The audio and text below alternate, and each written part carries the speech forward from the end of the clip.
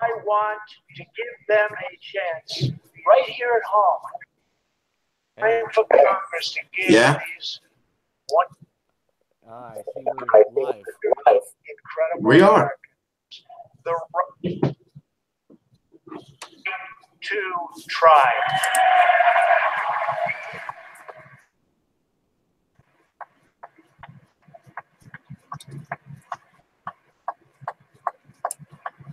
How are you getting the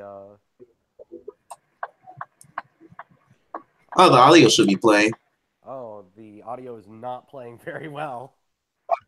Priorities. There we go. Is to reduce the price of prescription drugs. In many other countries, these drugs cost far less than what we pay in the United States, and it's very, very. Hey, can you hear this? Yes. That's why I've directed my administration to make fixing the injustice of high drug prices one of my top priorities for the year. The opium crisis, man.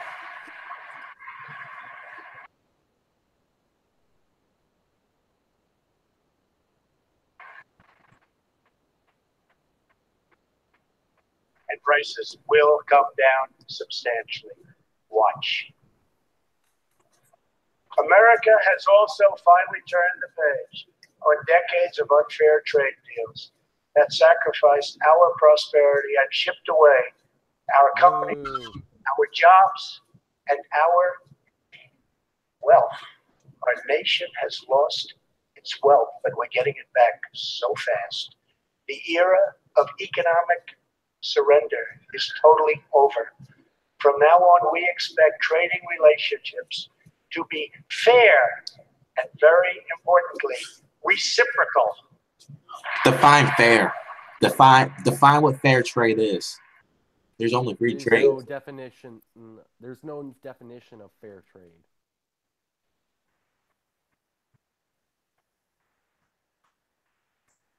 We will work to fix bad trade deals and negotiate new ones, and they'll be good ones, but they'll be fair.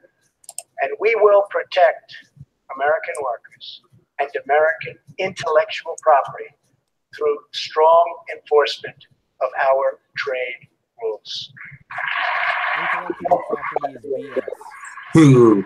Well, I thought you didn't like man. I think Ayn Rand will disagree with you. It is also time to rebuild Screw Ayn Rand. infrastructure.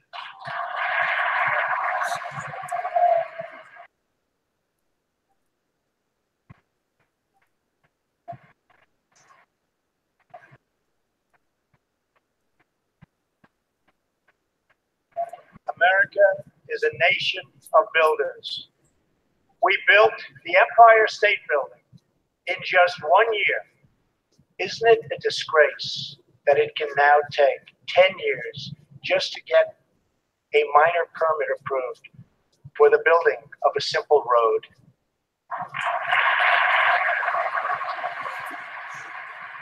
He's right. He got a good point there.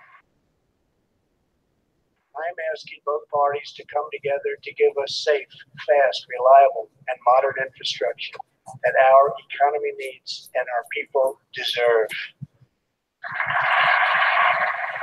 Well, I'm kind of split on this issue.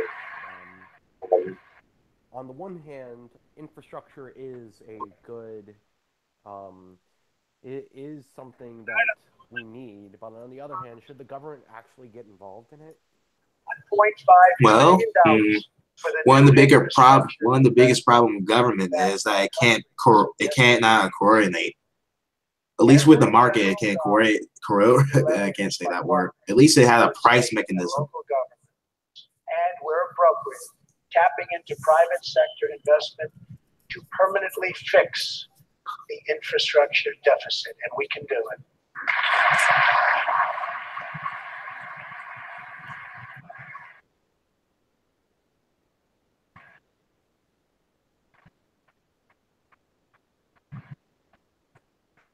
Any bill must also streamline the permitting and approval process, getting it down to no more than 2 years and perhaps even 1.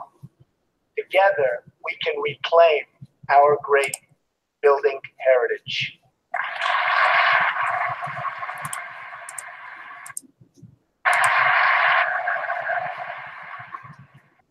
We will build gleaming new roads, bridges, highways, railways, and waterways all across our land. And we will do it with American heart, American hands, and American grit.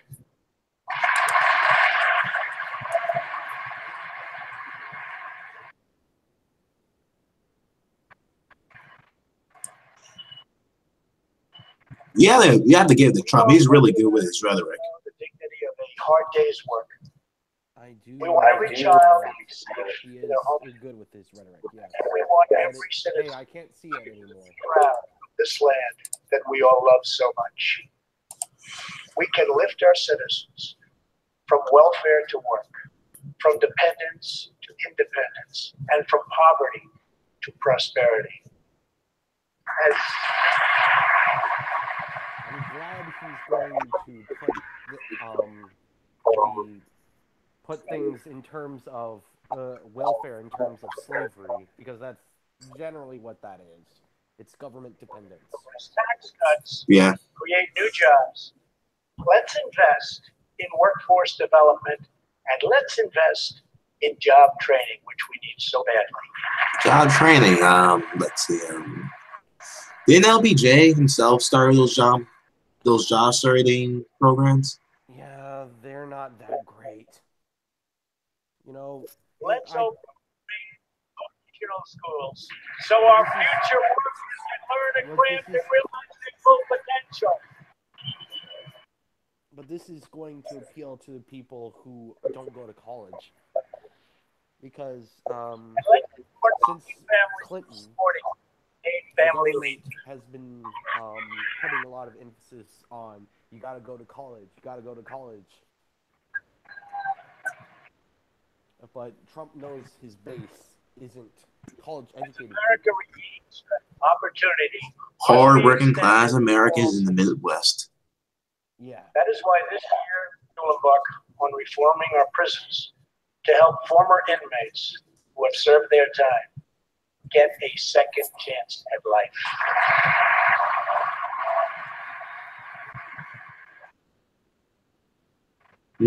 I wonder how he's going to do that. Well, struggling communities, especially immigrant communities, will also be helped by immigration policies that focus on the best interests of American workers and American families. For decades, open borders have allowed drugs and gangs to pour into our most vulnerable communities. They've allowed millions of low-wage workers to compete for jobs and wages against the poorest Americans. Most tragically, they have caused the loss of many innocent lives. Here tonight are two fathers and two mothers, Evelyn Rodriguez, Freddie Cuevas, Elizabeth Alvarado, and Robert Mickens. Their two teenage daughters, Kayla Cuevas and Nisa Mickens, were close friends on Long Island. But in September 2016, on the eve of Nisa's 16th birthday, such a happy time it should have been, neither of them came home. These two precious girls were brutally murdered while walking together. Oh. 6 members of the savage Emirates have been charged with Kayla and Nisa's murders. Many of these gang members took advantage of glaring loopholes in our laws to enter the country as illegal, unaccompanied, alien minors and wound up in Kayla and Nisa's high school. Evelyn, Elizabeth, Freddie, and Robert, tonight everyone in this chamber is praying for you. Everyone in America is grieving for you. Please stand. Thank you very much. I think that things like this need to be shown more often. It really shows the problem with the open border activists, that their policies affect families like this. We just need to find. We just need. The American government just need to find more. Just need to find more ways to know who are coming into their country. Just.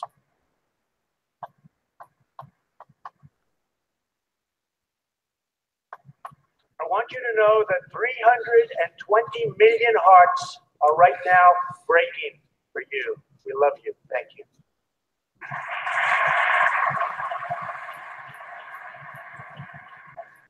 Well, we cannot imagine the depths of that kind of sorrow.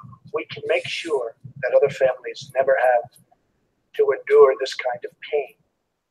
Tonight I am calling on Congress to finally close the deadly loopholes that have allowed MS-13 and other criminal gangs to break into our country. We have proposed new legislation that will fix our immigration laws and support our ICE and Border Patrol agents. These are great people. These are great, great people that work so hard in the midst of such danger, so that this can never happen again.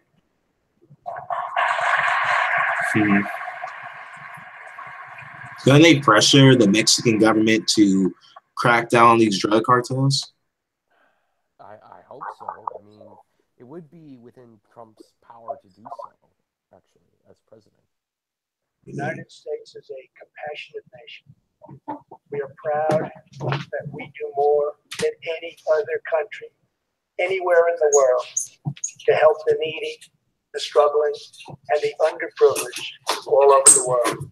That is true. But as President of the United States, my highest loyalty, my greatest compassion, my constant concern is for America's children, America's struggling workers, and America's forgotten communities. I want our youth to grow up, to achieve great things. I want our poor to have their chance to rise. So tonight I am extending an open hand to work with members of both parties, Democrats and Republicans, to protect our citizens of every background, color, religion, and creed.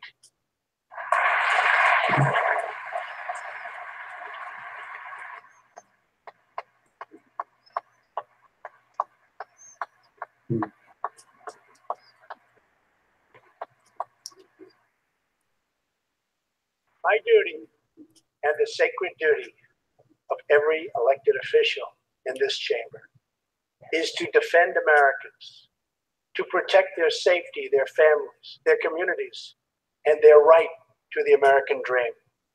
Because Americans are dreamers too.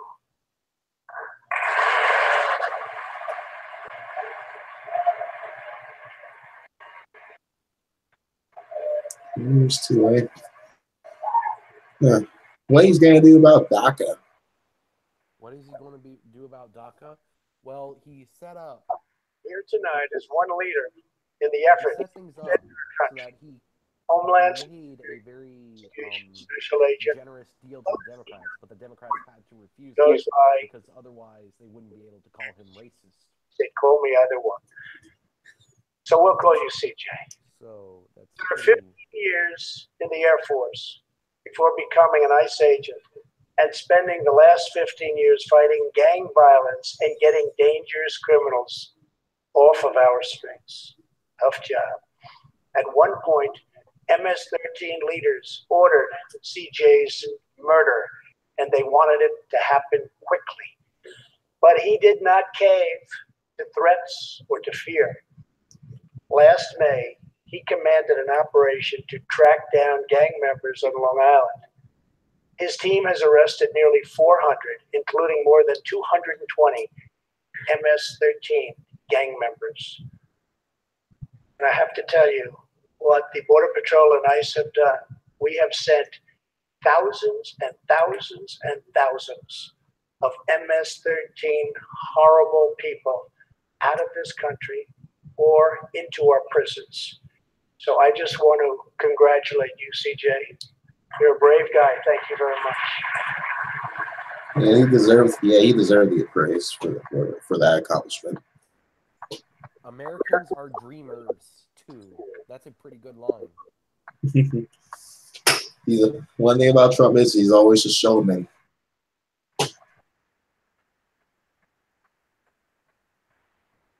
And I asked CJ, what's the secret? He said, we're just tougher than they are. And I like that answer.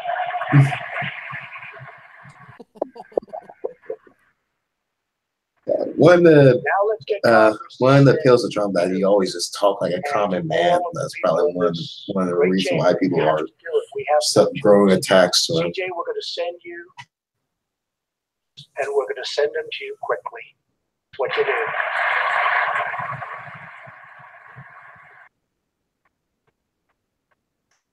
Over the next few weeks, the House and Senate will be voting on an immigration reform package. In recent months, my administration has met extensively with both Democrats and Republicans to craft a bipartisan approach to immigration reform. Based on these discussions, we presented Congress with a detailed proposal that should be supported by both parties as a fair compromise, one where nobody gets everything they want, but where our country gets the critical reforms it needs and must have. That's actually a pretty smart thing to say right now.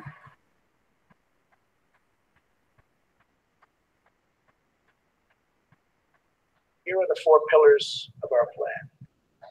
The first pillar of our framework generously offers a path to citizenship for 1.8 million illegal immigrants who were brought here by their parents at a young age.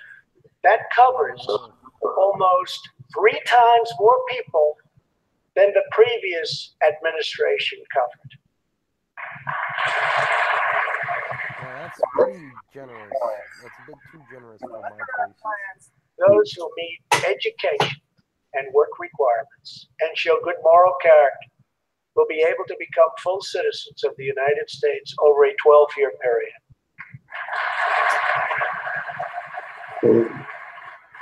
How are they going to handle that? Second, fully secures the border.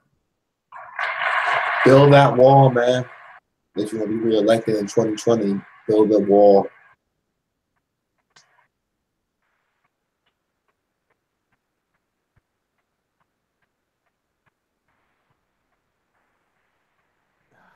That means building a great wall on the southern border, and it means hiring more heroes like CJ to keep our communities safe.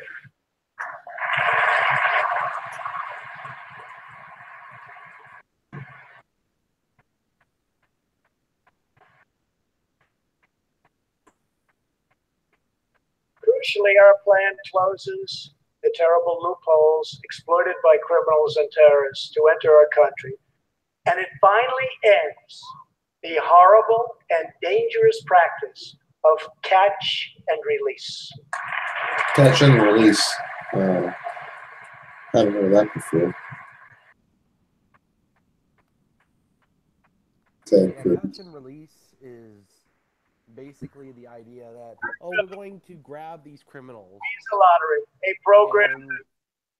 And we're just going to release them so that they can go out and commit more crimes. Oh.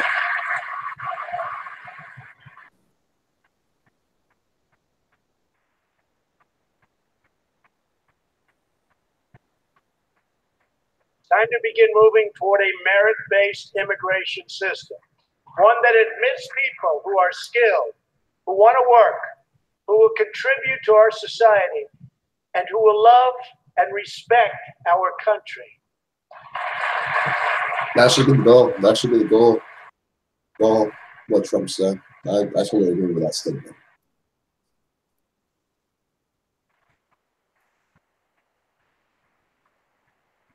fourth and final pillar protects the nuclear family by ending chain migration.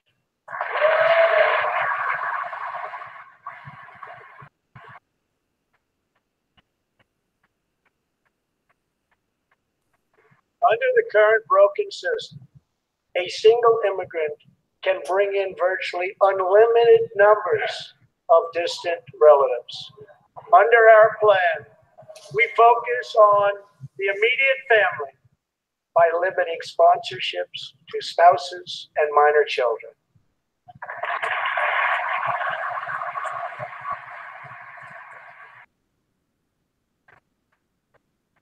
This vital reform is necessary not just for our economy, but for our security and for the future of America. In recent weeks, 2 terrorist attacks in New York were made possible by the visa lottery and chain migration. In the age of terrorism, these programs present risks we can just no longer afford. It's time to reform.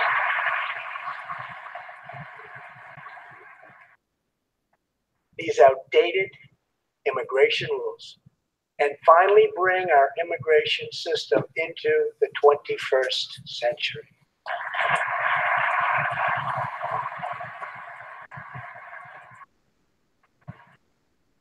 These 4 pillars represent a down-the-middle compromise and one that will create a safe, modern, and lawful immigration system. For over 30 years, Washington has tried and failed to solve this problem. Well, it's not too down the middle if you're giving them 1.8 million most importantly, people. 4 pillars will produce legislation that fulfills my ironclad pledge to sign a bill that puts America first. I don't know, man. I always like convince the House and the Senate to do that. That's the big question. So let's come together, set politics aside, and finally get the job done. Oh, looks like he's listening. Looks like he's been listening to Rand Paul.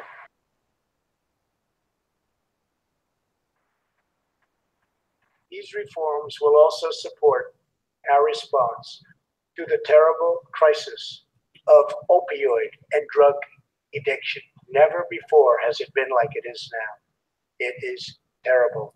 We have to do something about it. In 2016, we lost 64,000 Americans to drug overdoses, 174 deaths per day, 7 per hour. We must get much tougher on drug dealers and pushers if we are going to succeed in stopping this scourge. Legalize weed, though. Just legalize weed for my libertarian buddies. Come on, just do that for them. I don't know. I mean, opioid is a huge problem. My administration is committed to fighting the drug epidemic and helping get treatment for those in need, for those who have been so terribly hurt. The struggle will be long and it will be difficult, but as Americans always do, in the end, we will succeed, we will prevail. That's the American spirit. Ah, well, I hope he does solve that opioid. Opium crisis. As we have seen tonight, the most difficult challenges bring out the best in America. We see a vivid expression of this truth in the story of the Holetz family of New Mexico. Ryan Holetz is 27 years old, an officer with the Albuquerque Police Department. He's here tonight with his wife, Rebecca.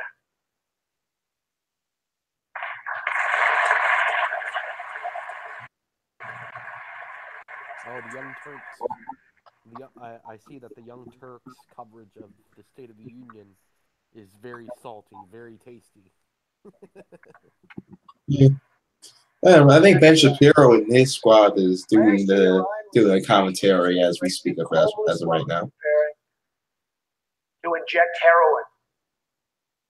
When Ryan told her she was going to harm her unborn child, she began to weep. She told him she didn't know where to turn, but badly wanted a safe home for her baby. In that moment, Ryan said he felt God speak to him. You will do it, because you can. He heard those words. He took out a picture of his wife and their 4 kids.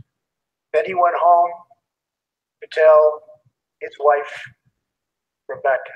In an instant, she agreed to adopt. The Holets named their new daughter Hope. Ryan and Rebecca, you embody of our nation. Thank you.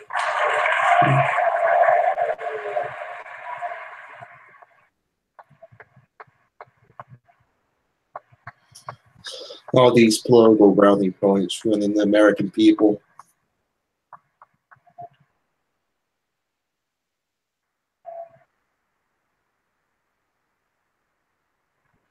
Just gonna check Twitter real quick.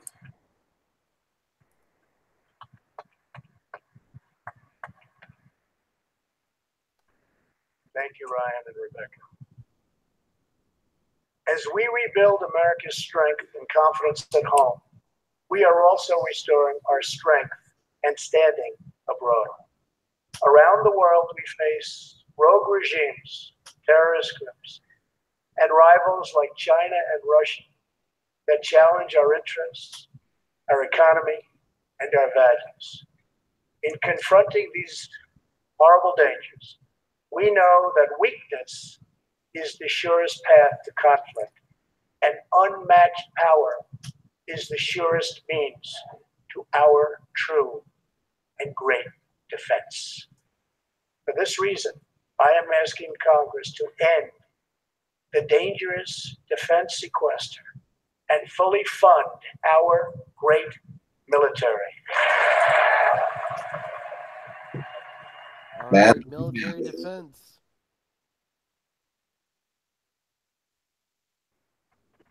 Please, man. I want to know what he's going to do with that money. James Matthews. The Secretary of Defense. We must modernize and rebuild our nuclear arsenal, hopefully never having to use it, but making it so strong and so powerful that it will deter any acts of aggression by any other nation or anyone else. I don't know how to feel about that. Well, deterrence is a good way to prevent conflict. Just like nuclear deterrence is that risk seems rather too big, considering the fact that nuclear weapons can destroy the Earth 10 times over. Their nuclear weapons. Unfortunately, we are not there yet, sadly. Last year, I also pledged that we would work with our allies to extinguish ISIS from the face of the earth. 1 year later, I am proud to report that the coalition to defeat ISIS has liberated very close to 100% of the territory just recently held by these killers in Iraq and in Syria and in other locations as well. Yeah, this is something that people haven't really been talking about, but Donald Trump has basically won against ISIS. ISIS defeated, but I think the Kurds are pretty much screwed over by him. ISIS is done right now. There is much more work to be done. We will continue our fight until ISIS is defeated. Army Staff Sergeant Justin Peck is here tonight. Near Raqqa, last November, Justin and his comrade, Chief Petty Officer Kenton Stacy, were on a mission to clear buildings that ISIS had rigged with explosives so that civilians could return to that city hopefully soon and hopefully safely. Clearing the second floor of a vital hospital, Kenton Stacy was severely wounded by an explosion. Immediately, Justin bounded into the booby-trapped and unbelievably dangerous and unsafe building and found Kenton, but in very, very bad shape. He applied pressure to the wound and inserted a tube to reopen an airway. He then performed CPR for 20 straight minutes during the ground transport and maintained artificial respiration through 2.5 hours and through emergency surgery. Kenton Stacy would have died if it were not for Justin's selfless love for his fellow warrior. Tonight, Kenton is recovering in Texas. Raqqa is liberated, and Justin is wearing his new Bronze Star with a V for Valor. Staff Sergeant Peck, all of America salute.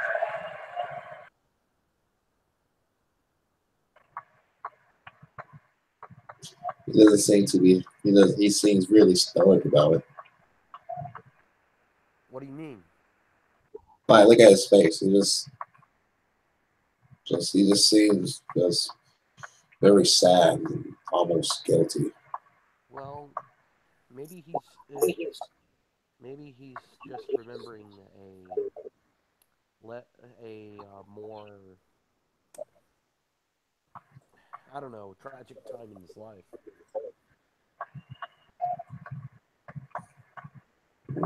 It just doesn't seem like he's proud.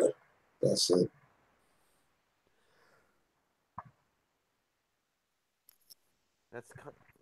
Terrorists place bombs in civilian hospitals are evil. When possible, we have no choice but to annihilate them. When necessary, we must be able to detain and question them. But we must be clear. Terrorists are not merely criminals. They're losers. They are unlawful enemy combatants. And losers, as he said a couple months earlier.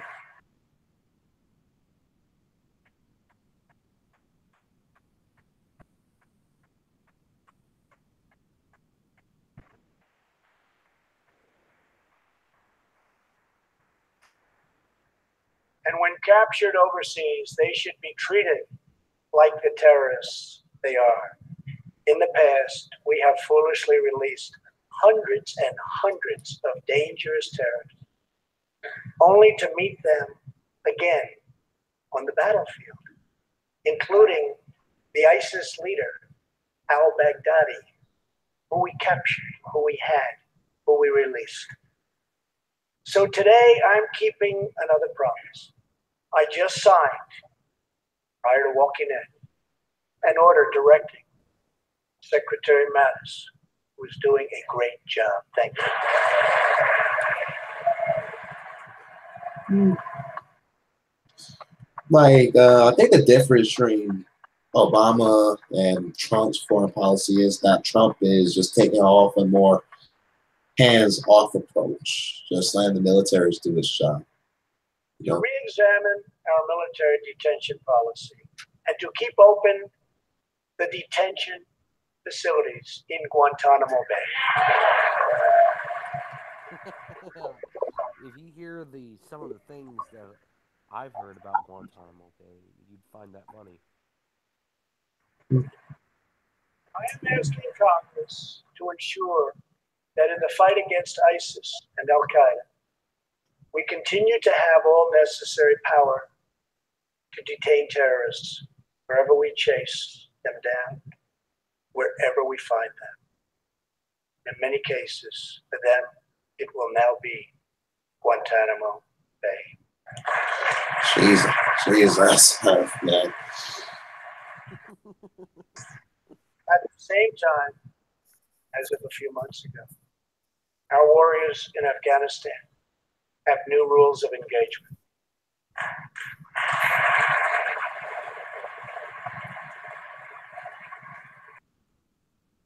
Along with their heroic Afghan partners, our military is no longer undermined by artificial timelines, and we no longer tell our enemies our plans. He made a big deal of that in the campaign. Yeah, he's trying to make himself really different from Barack Obama.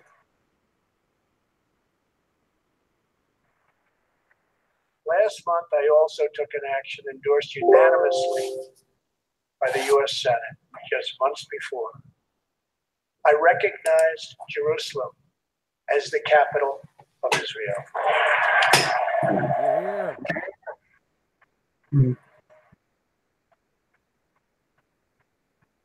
She's attractive. The same. Really? Shortly afterwards, dozens of countries voted in the United Nations General Assembly against America's sovereign right to make this decision. In 2016, American taxpayers generously sent those same countries more than $20 billion in aid. That is why tonight I am asking Congress to pass legislation to help ensure American foreign assistance dollars always serve American interests and only go to friends of America, not enemies of America. Perfect. Perfect. Yeah, man. Yeah, Rand Paul's gonna be really happy about that.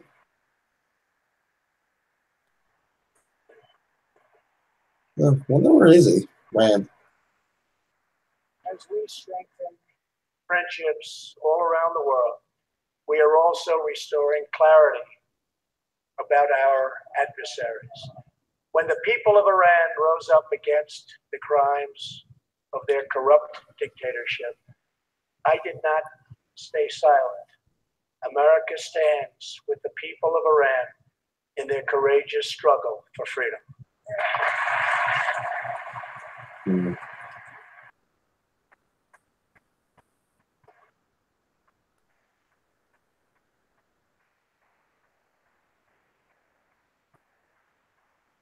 I am asking Congress to address the fundamental flaws in the terrible Iran nuclear deal.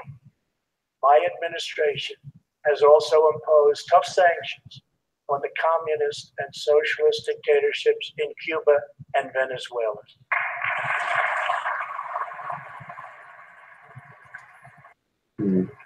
Venezuela, eh? Yeah. Do you support military intervention for Venezuela? Has oppressed its own citizens. I do generally support that sort of military intervention, though I don't know what we'd actually do there. North Korea's reckless pursuit of nuclear missiles. If we had a plan, that would be nice. We are waging a campaign of maximum pressure to prevent that from ever happening. Past experience has taught us that complacency and concessions only invite aggression, provocation. I will not repeat the mistakes of past administrations that got us into this very dangerous position. We need only look at the depraved character of the North Korean regime to understand the nature of the nuclear threat it could pose to America and to our allies. Otto Warmbier was a hard-working student at the University of Virginia, and a great student he was. On his way to study abroad in Asia, Otto joined a tour to North Korea. At its conclusion, this wonderful young man was arrested and charged with crimes against the state.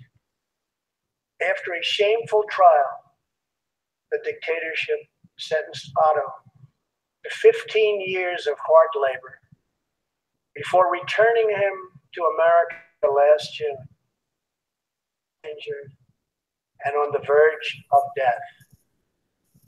He passed away just days after his return. Otto's wonderful parents, Fred and Cindy Warmbier, are here with us tonight, along with Otto's brother and sister, Austin and Greta. Please. LOL at Ben Shapiro saying on Twitter, Trump needs to sing Rocket Man. Oh. Rocket Man. Soar out the seas out here alone. Cato Institute is going insane on Twitter, tweeting out all this pro-immigrant propaganda. It's just a bunch of nonsense. Oh, the Cato Institute. Cato Institute. I forgot they're very pro immigration.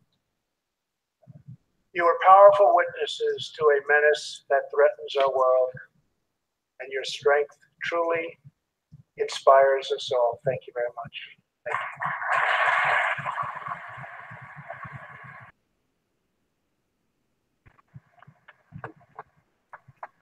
These people, they look rather sad. I think it's genuine. Yeah.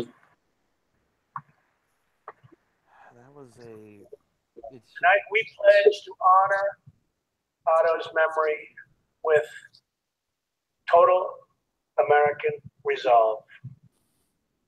Thank you. Finally,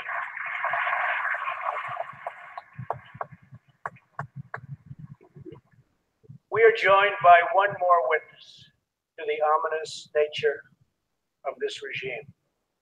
His name is Mr. Ji Sung-ho. In 1996, Sung-ho was a starving boy in North Korea. One day he tried to steal coal from a railroad car to barter for a few scraps of food, which were very hard to get. In the process, he passed out on the train tracks, exhausted from hunger. He woke up as a train ran over his limbs. He then endured multiple amputations without anything to dull the pain or the hurt. His brother and sister gave what little food they had to help him recover and ate dirt themselves, permanently stunting their own growth. Later, he was tortured by North Korean authorities after returning from a brief visit to China. His tormentors wanted to know if he'd met any Christians. He had, and he resolved after that to be free. Sung-ho traveled thousands of miles on crutches all across China and Southeast Asia to freedom. Most of his family followed. His father was caught trying to escape and was tortured to death.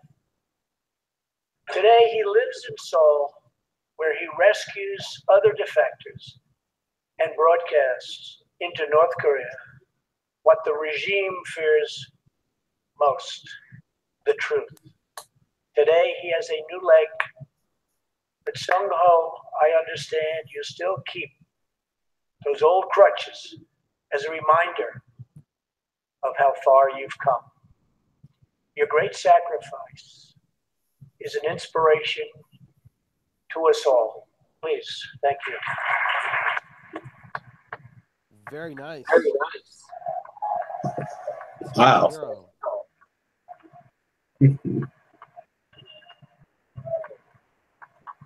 Very, very impressive. I do enjoy hearing some of these stories. I think this is a good thing to do for the State of the Union address. Yeah. Which is supposed to be the president saying things to Congress, reporting on Congress on what he's doing. Say like it just seemed like a. It just seemed like seemed like a show, to be honest. To live in freedom. It was that same yearning for freedom that nearly 250 years ago gave birth to a special place called America. It was a small cluster of colonies caught between a great ocean and a vast wilderness.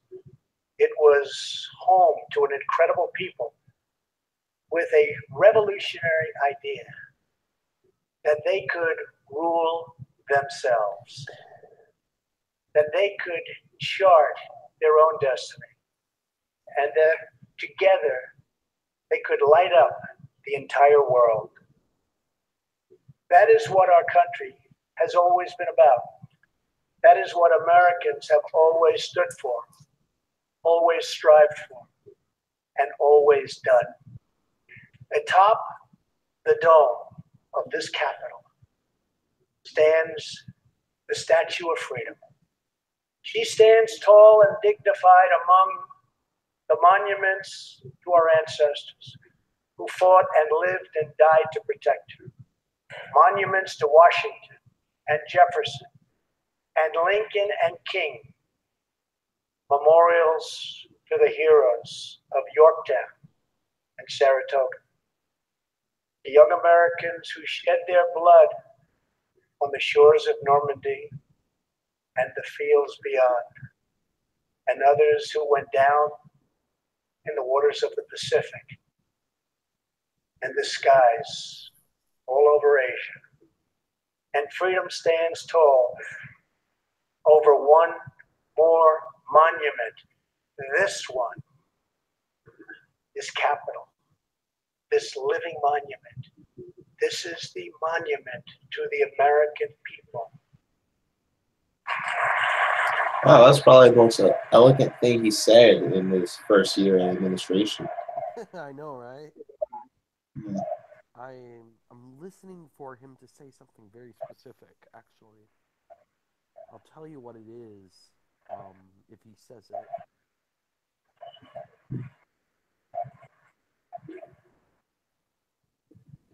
We're a people whose heroes lived not only in the past, but all around us, defending hope, pride, and defending the American way.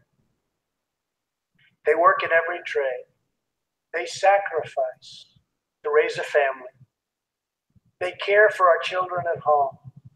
They defend our flag abroad. And they are strong moms and brave kids. They are firefighters and police officers and border agents, medics and Marines. But above all else, they are Americans. And this capital, this city, this nation belongs entirely to them.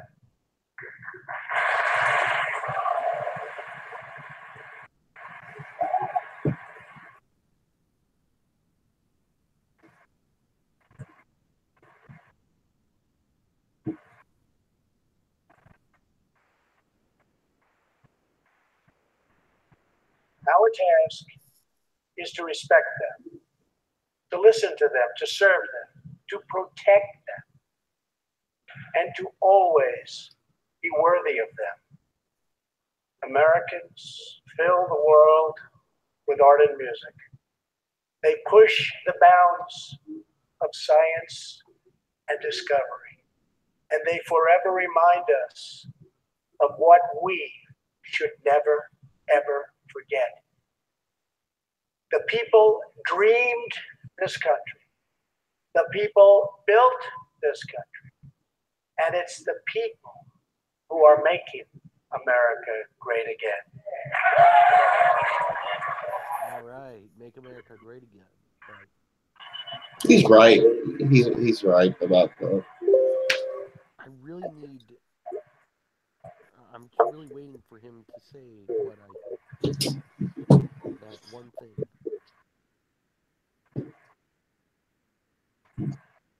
As long as we are proud of who we are and what we are fighting for, there is nothing we cannot achieve. As long as we have confidence in our values, faith in our citizens, and trust in our God, we will never fail. Our families will thrive. Our people will prosper. And our nation will forever be safe and strong and proud and mighty and free. Thank you, and God bless America. Good night.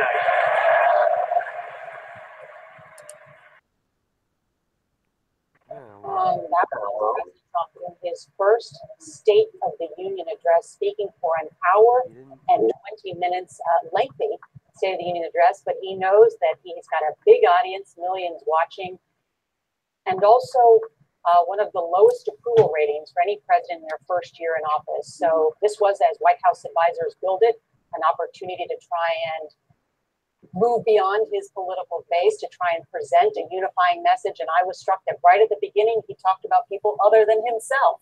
He talked about a fighter. Turn this off, please. That's right. Why I chose the CBS is beyond me. It was the first thing there. Dumb Twitter, dumb YouTube trending things. Yeah. Well, so, I have to say I pretty much agree with Trump. Really? No. Yeah, like what he's trying to push for, but what the things you have to say, but it really does matter what he's actually trying to push for. If he actually is trying to try to implement more libertarian or conservative policy.